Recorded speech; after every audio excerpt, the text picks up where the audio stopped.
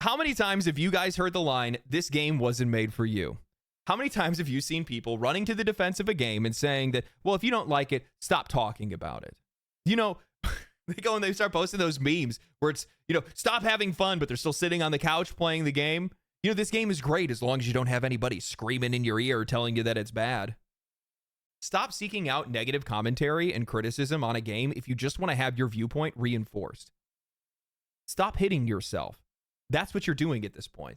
I recently saw that somebody had posted an entire Reddit thread talking about me and my video on Avowed, saying that I am the one that's ruining commentary around games. I am destroying video games and the video game community. You guys are helping by watching my videos in the first place. Shame on you.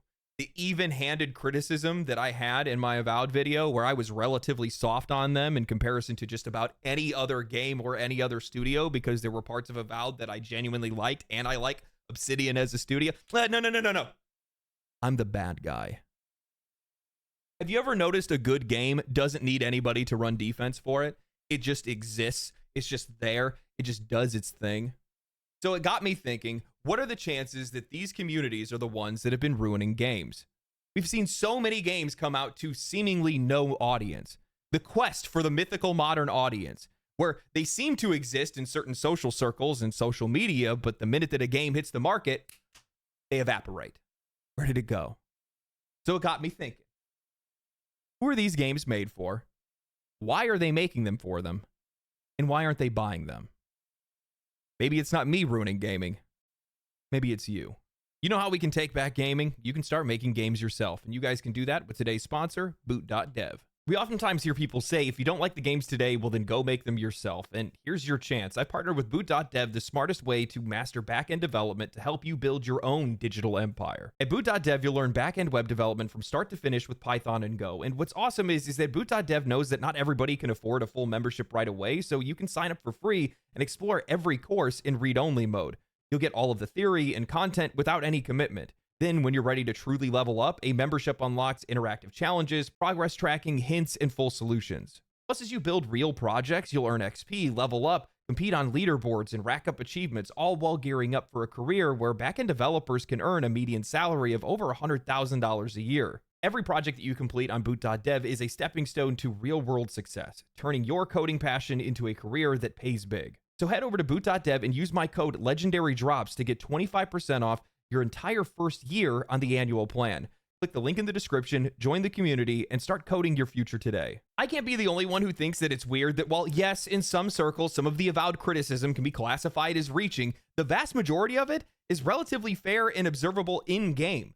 But there has been an unbelievable amount of white knighting and running defense in the face of criticism and poor sales on Steam. Avowed is incredible, especially when you don't have a YouTuber lying to you. If you hate Avowed, you probably didn't play it. Stop comparing it to Skyrim.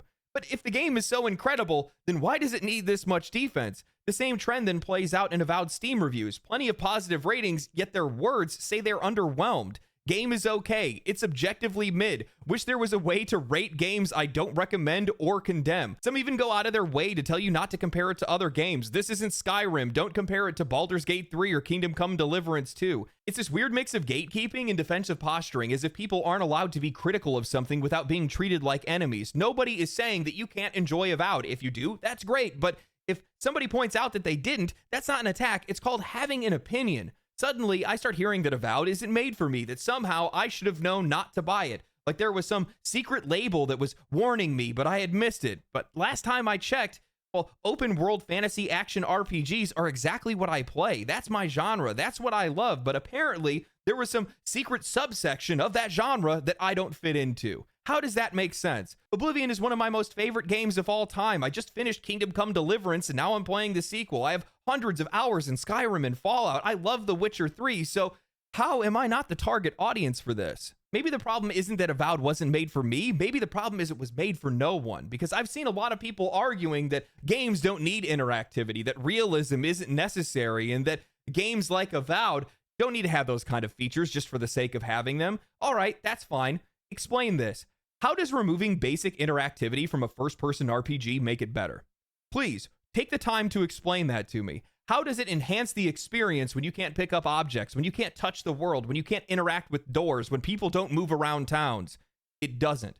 Oblivion and Skyrim are decade-old games within the same genre, using many of the same systems, yet they feel light years ahead in interactivity. And somehow, we're not allowed to compare them. And why is that? Because it makes Avowed look bad? That's the entire point. If a game that came out in 2025 is getting obliterated by a game made in 2006 and 2011, then maybe the problem isn't the comparison, maybe the problem is the game itself. Look at the lengths that they have to go to. Yesterday, I saw a Reddit thread pop up that was talking about me and my video on Avowed. And it was titled, "The hate for Avowed has made me realize something. I just fucking hate gaming discourse right now. I just got done with a video reviewing the cope of a game and saying they should expect more from themselves. Honestly, why? Why does it have to be the best game ever? Why can't it be a good romp? People fucking suck and I'm sad and I'm over it, man." The top comment read, "Honestly, I think it's helpful to remember that none of this is about gaming and it has nothing to do with the games in question. What we're seeing is a global level slide into extreme partisan rhetoric fueled by both organic and inorganic media algorithms, the same mechanisms accelerating divisive politics that are bleeding into every aspect of life. Watch for keywords, trending rhetoric, and viral talking points. You can find them or some variation thereof in every form of online discourse. I'm not arguing any vast conspiracies, only saying it's an evolving consequence of destabilizing global socioeconomics combined with new technology that has allowed propaganda and echo chambers to spread like wildfire. To clarify further, I'm not saying that all criticism of this game or others is invalid. Actual criticism has always existed and is absolutely legitimate. It's only the hyperbolic hatred using all the same keywords that is nothing but a byproduct of a larger dynamic. There are many vested interests in the world who trade on, monetize, and utilize humans' capacity for hatred and fear. They've always been commodities, and now they've become one of the most powerful products in the global market. I'm highlighting this because it needs to be called out. This is the exact kind of caustic, self-defeating discourse that is poisoning gaming culture and the industry. Someone reads a title, listens to 1 minute of a video, and goes crying into an echo chamber because they're afraid that they have the wrong opinion. Nothing in this entire thread disproves anything that I said, not one point. Instead of actually addressing any of my arguments, they go straight to political straw men, painting me as a grifter, right-wing agitator, or anti-woke, just so they can comfortably dismiss my opinion without actually having to engage with it. Because if you don't slap a label on me first, then you might actually have to consider that I, like many others, just didn't enjoy the game. Here's the thing, I don't talk about politics. I don't care about identity wars. I don't make videos talking about DEI, and that's one of the reasons why people like watching my videos in the first place. The only anti-thing I am is anti-bad games, and that video that I had made was about Avowed, a game that felt lifeless, that lacked interactivity, and it was a game that failed to meet my expectations as a fan of this genre. But these people can't process that. They can't seem to accept that somebody might just not like the game, so they have to invent some entirely different narrative, one where they are noble warriors defending against some political invasion, and they have to tell themselves that any criticism of a game is part of some orchestrated culture war, as if it couldn't possibly be that somebody just has independent thoughts about a game. This is the exact same kind of mindset that is hurting game development today. Instead of confronting valid criticism head-on, developers and their most vocal supporters are retreating into defensive narratives, dismissing critics as toxic, politically motivated, or somehow disingenuous. They are unwilling to listen to actual feedback that could actually help them improve, so instead, they settle for reinforcing the same echo chambers that got them where they are in the first place. No one forced any of these people to watch my critique. They sought it out themselves, and they got angry when it didn't reinforce their own opinions. Nothing in that Reddit thread disproved any point that I made. Not a single commenter, not one of them offered a counter argument explaining why Avowed's design decisions were good. Not one justified why basic interactivity had been stripped from a game in 2025 and how that was acceptable. Instead, they made a conversation about me and content creators because it's easier to attack the messenger than to face the uncomfortable truth. When criticism cannot be engaged with honestly, when people go out of their way to label or dismiss anybody who disagrees with them, all they are doing is insulating developers from reality. This isn't just bad for discourse, it's actively sabotaging the future of game design. If nobody is allowed to point out what doesn't work, how are things ever supposed to get better? This kind of defensive discourse sends mixed signals to the developers, and it creates an environment where studios have no idea who their audience is. Because when people just defend a game for the sake of defending it, when they attack criticism just to be a contrarian, they aren't helping a game, they're destroying it. This is exactly how we get games that are made for no one. Developers start chasing ghosts. They start building games for an imaginary audience that doesn't exist outside of social media echo chambers. Instead of focusing on what makes a game great, they're wasting resources trying to appease an undefined, ever-shifting set of expectations from a transient group looking for validation. It's how we ended up with games like Concord, Forspoken, Dragon Age the Veilguard, and more. Games made for Twitter discourse, not players. Games that weren't fun, but were constantly propped up by people that needed them to succeed for personal reasons. Look at the ridiculous priorities that make it into modern games today. Games designed around whether or not you can pet a dog rather than whether or not it actually plays well. This is why Ubisoft thinks it's worth bragging about how many cats you can have in your village in Assassin's Creed Shadows. It's why developers are spending time designing pointless meme bait mechanics instead of actually refining their gameplay. Look at some of the most common demands that we've seen over the last couple of years. Does the game let me pet the dog? Why are female characters so sexualized? Baldur's Gate 3 would have done better if it was an action RPG. Elden Ring needs a difficulty slider and it has an accessibility problem. These aren't real design critiques. These are discourse points. These are demands from people that engage with gaming as a conversation piece, not as a hobby. Developers keep prioritizing the wrong things, chasing an audience that only exists on Twitter and Reddit. And then they sit back and wonder why their games don't sell. Criticism is necessary. It's how this industry improves. It's how bad design gets corrected and good design evolves. But the second you start insulating a game from criticism, the second you start to punish people for legitimate complaints, you aren't protecting the game. You're ensuring that the next one is going to be even worse. You know, not too long ago, I was bringing up how people are so afraid of criticism today. So many people are afraid of any type of negative discourse whatsoever that oftentimes you'll see somebody over on Twitter put out their opinion, and if it gets rejected or criticized in any way, they'll go protected or they'll delete their account. That writer that everybody likes to hate, Alyssa Mercante, she posted talking about how anybody that was criticizing Avowed, or some of the people that are criticizing Avowed, aren't adding anything meaningful to the industry. I commented back simply saying that that's funny because they're actually contributing with their money, which is likely the most important contribution of all, and protected. These are the kind of opinions that are shaping games. Game developers will always lean towards their fans because they're most likely the people that will buy the game in the future or their next game or whatever it might be. But the problem is that if you're not listening to those that are criticizing your games, if you're being protected from people that are trying to criticize your games, well, then your audience is going to get smaller and smaller each passing year. If you're down to the point where you have to have your fan base out there telling people not to compare a $70 AAA full-priced game to games made over a decade ago, you're in a real bad place. You're in a very, very bad place. This is why we get tone-deaf games. They are making games for their protectors. And these folks are contrarians. They see people that are out there and they see themselves as white knights and they have to defend the game that they like because, well, they can't have a wrong opinion. And the only way to not have a wrong opinion is to go after those people. Anytime they see negative comments, it sends their blood pressure up over 140. They're pulling their blinds down and checking out the window to look outside. Negative discourse can't exist. And because of that, it's painting an incomplete picture for some of these games for what a general audience actually looks like. And that's why they're not finding an audience that resonates with some of these games.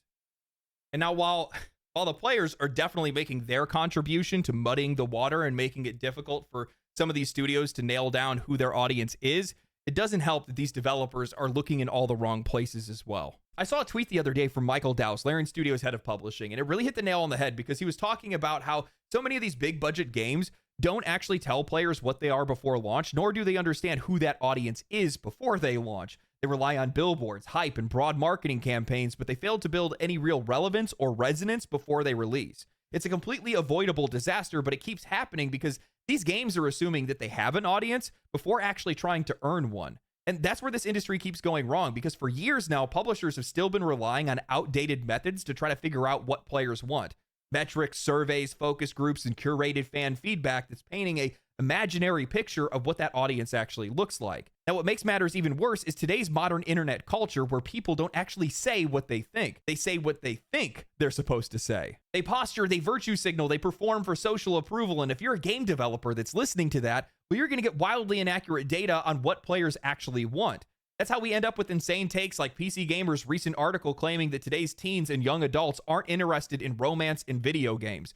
Really? The same teenagers and young adults that are obsessing and shipping Genshin Impact and Honkai Star Rail characters, the same ones fueling the insane success of visual novels and dating sims, they don't want romance. Interesting. But because a survey told them otherwise, now developers are going to run with that and take it seriously and start making games under the assumption that this is what people want. This is what happens when you rely on performative data rather than actual engagement. If today's teens and young adults don't care about romance, explain why Baldur's Gate 3 blew up over its character interactions. Explain why Love in Deep Space pulled nearly $500 million in revenue. Because here's the thing, surveys, focus groups, and social media feedback today aren't about truth, it's about posturing. We live in a world where people unironically call a 21-year-old a former teen in a protected class, where any romance in media is scrutinized under a moral microscope, where people are constantly worried about how their opinions will be perceived. And when that's the environment in which you're conducting surveys, you are never going to get honest answers. That's why the best way for you to be able to understand what players want isn't to ask them, it's actually just to go watch what they're playing. Look at the games that have stood the test of time. Dark Souls didn't need to pander to younger audiences to be loved by younger players. Elden Ring didn't need focus groups to figure out whether or not it was a worthwhile investment. Baldur's Gate 3 didn't need to be rewritten for modern sensibilities to be the biggest RPG in years. Marvel Rivals doesn't need to have socially safe designs to be popular. The most successful games across multiple generations are the ones that focused on simply being great games. They weren't built for a specific demographic. They weren't designed to be socially approved, and that's what made them timeless. But I think the biggest mistake that these developers are making isn't just using bad data, it's that they're trying to forcefully blend audiences that don't need to be blended. Instead of committing to a clear vision, they're trying to make a game that appeals to both youth and adults at the same time, and in the process, they're making games that don't resonate with anyone. I can't be the only one that's noticing how many mature-rated games are suffering from an identity crisis. They want to tackle mature topics, but they refuse to actually write or present them maturely. They soften the language, sanitize the characters, and dull the edges of their stories, leaving players with something that feels completely disconnected from its own themes. The reality is, mature games, or any game for that matter, really doesn't need to be designed for a specific age group. Great games are ageless. Everyone appreciates a great game, regardless of their age, and the moment that you start tweaking the language, tone, and the content to be able to pander to a specific demographic is the minute that you're going to lose the entire audience altogether.